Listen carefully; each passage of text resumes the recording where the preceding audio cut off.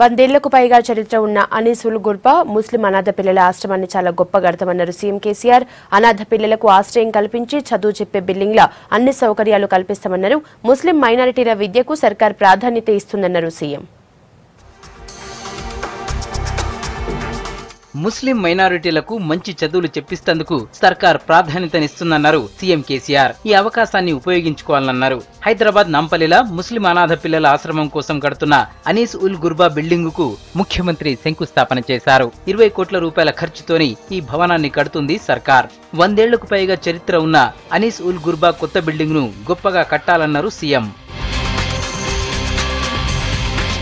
హైదరాబాద్ లా 1910 నుంచి 60 మందికి ఆశ్రయమిచ్చే సామర్థ్యంతోని అనీస్ ఉల్ గుర్బా నడుస్తుంది.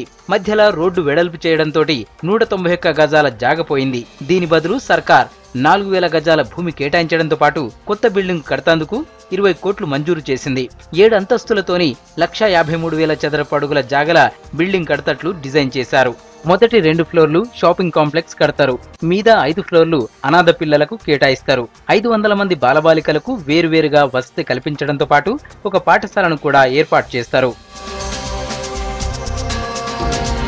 ఇందులో చేరిన పిల్లలకు 1వ తరగతి నుంచి డిగ్రీ దాకా చదువులు చెప్పిస్తారు. వాళ్లు జీవితంలో స్థిరపడేదాకా వసతి కల్పిస్తారు.